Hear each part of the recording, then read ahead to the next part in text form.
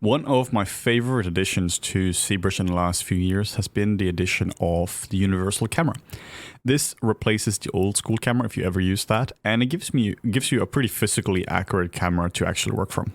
You find the universal camera under Draw, and here we have the camera here. We have the settings for it right there, and we also have it down here as well. So this allows us to very quickly change the focal length. So if you want to change 18mm, 28, 35, 85, whatever it is, or you can change this to something crazy. Like you can set it all the way up to like 2000mm, which essentially means there's very little difference between orthographic and a perspective view. Normally you want to work with something like 35 or 50mm, just something we have something which is fairly natural and also fits the most commonly used lenses out there.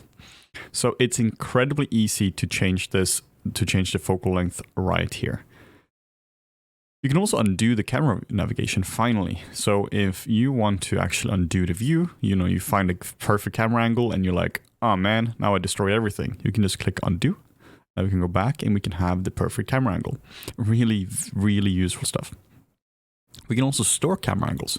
So we can now find a few camera angles, like we want some hero angles of this. Now we can hit store camera and we can call this 3/4, and then we can make another one and we can call this side view. So now if we go between these two, we can now see that we have side and we have 3/4. Really useful stuff. If you want to rename it like this, you can just click it here and rename it. We can also delete a camera, and we can remove all the cameras as well. So if we click here now, delete, this is going to delete all of them. And then we can just switch between them here as well. So it's almost like a foolproof system when it comes to it. It's very hard to actually mess this system here up. One of the cool things when it comes to universal camera as well is that we can export and import in the cameras from Zbrush. So let's say we are now in Maya, and here we have a camera which is lined up.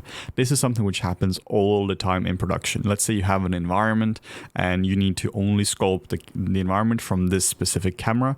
Now you can line it up, or you have to line it up to a very specific piece of reference. This is what we do in this case here.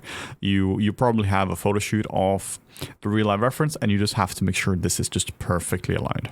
So we can very easily do this. Now, if you are in different software, the settings here are just going to be slightly different, but the main gist is going to be the same. We have to export out as an FBX file. So we do this by making sure it's selected. Then we do File and Export Selection. And then we just make sure this is set to FBX. And then we just export out as camera.fbx. And default settings should be fine because we're only selecting the camera. And then we have now exported out. So now what we can do is we can go to the FBX importer and exporter. This is a plugin we still haven't talked about, but it's quite a useful plugin.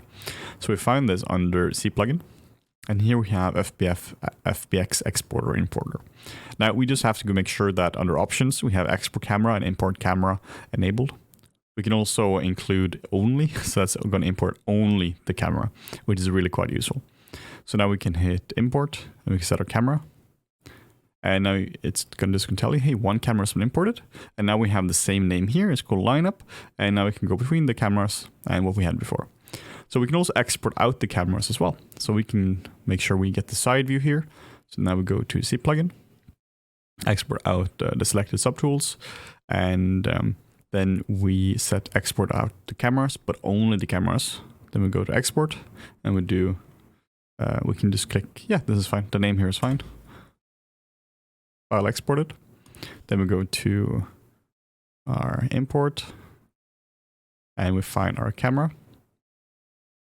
And now you can see that we have now imported our camera successfully. As far as I know, there's no way to actually import only a specific camera or export only a very specific camera, but this is a really good way of doing it, because now it just means that you have all your cameras in here and they're going to have the same focal length and they are going to align perfectly. Like if you were to take a screenshot of this, take a screenshot of it in Zbrush, they would align 1-to-1, which is amazing. If you've been using Zbrush before this, then this is a real godsend to you. We can also lock the camera as well. If you click the button here, you can also see we have the button here as well. So now you can't move the camera. So this is invaluable if you're working with the reference, because now you're not going to accidentally mess it up, or if you're just working from very specific camera angles as well.